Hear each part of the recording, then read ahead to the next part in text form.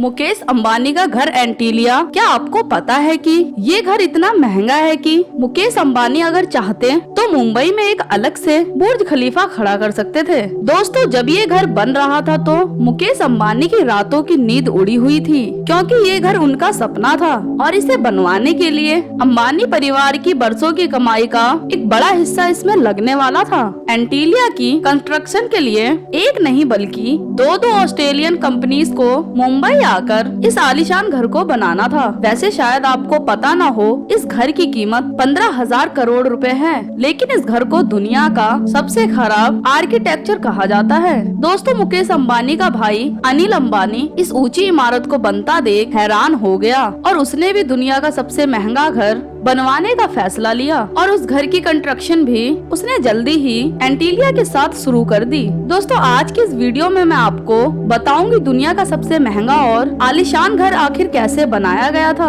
और इसे बनवाते वक्त मुकेश अंबानी को कौन कौन सी दिक्कतें आई। बस वीडियो के एंड तक बने रहे हमारे साथ और चैनल को सब्सक्राइब जरूर कर ले। दोस्तों, जब सन 2002 में मुकेश अंबानी के पिता का देहांत हुआ, तब उनकी सारी जायदाद दोनों भाइयों में बांट दी गई और दोनों ही भाइयों ने पहले तो बहुत पैसा कमाया। हालांकि मुकेश अंबानी ने आज भी अपनी उस कामयाबी को बनाए रखा है, लेकिन उनका भाई अनिल अंबानी मुकेश अंबानी के कंगाल भाई के नाम से भी जाना जाता है। अब दोस्तों, मुकेश अंबानी ने अपनी संपत्ति के बड़े हिस्से से अपने सपनों का घर यानी के एंटीलिया को बनवाने का सोचा और घर को तो पहले सोचा गया था $2 बिलियन का खर्चा होगा और जब इतनी बड़ी रकम खर्च होने वाली थी तो मुकेश अंबानी ने जल्दबाजी ना दिखाते हुए इस घर का काम सन 2006 में शुरू करा।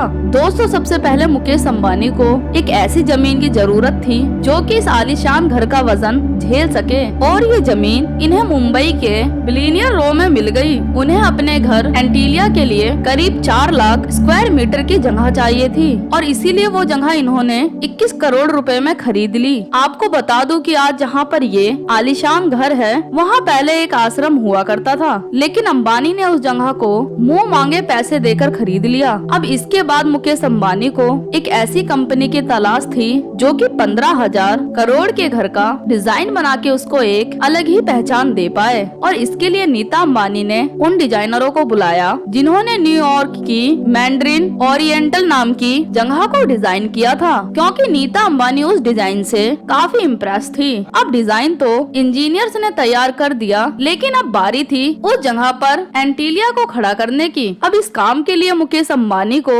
आधुनिक इंजीनियर के साथ साथ कुछ ऐसे दिमागदार लोगों की जरूरत थी जो कि मुकेश अंबानी के सपनों के घर को हकीकत में खड़ा कर सके। मुकेश अंबानी की दोस्तों ये भी शर्त थी कि वो बिल्डिंग 8 रिक्टर स्केल के भूकंप को झेल सके और दुनिया की कोई भी आपदा उस बिल्डिंग को हिला ना पाए और इसीलिए मुकेश अंबानी ने ऑस्ट्रेलिया की 2 कंपनीज को ये काम दिया। बिल्डिंग एंटीलिया की नींव एक एडवांस इंजीनियरिंग से बनी है और इसीलिए बड़े बड़े स्टील के पाइल्स को जमीन में गाड़कर इसका काम शुरू करा गया था। आपको बता दूं कि इस तरह से दुनिया की सबसे बड़ी इमारत बुर्ज खलीफा को भी खड़ा किया गया था। अब बाकी का काम तो शुरू हुआ ही था कि मुकेश अंबानी ने काम पूरा करने की आखिरी तारीख भी जारी कर दी और वो तारीख थी 2010, क्योंकि मुकेश अंबानी चाहते थे उनका घर छोटे भाई के घर से पहले तैयार हो जाए। अब काम तो बहुत तेजी से होने लगा, लेकिन मुंबई की झुलसा देने वाली गर्मी इस काम का रोड़ा बनने लगी, क्योंकि मुंबई के गर्मी में तैयार होने वाला कंक्रीट बहुत ही जल्दी से सूखने लगा, जिससे अगर इसे इमारत में डाला जाता तो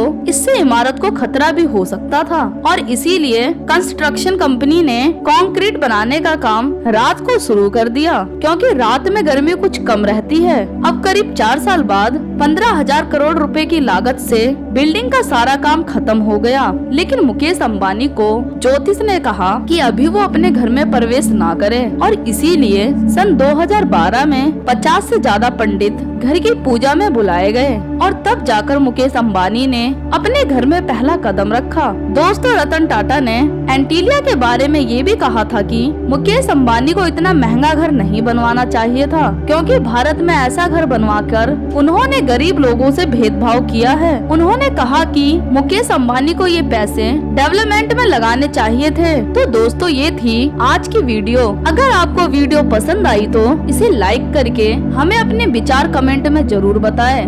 मैं मिलूंगी अगली बार एक और नई जानकारी के साथ। तब तक के लिए नमस्कार। वीडियो देखने के लिए थैंक्स।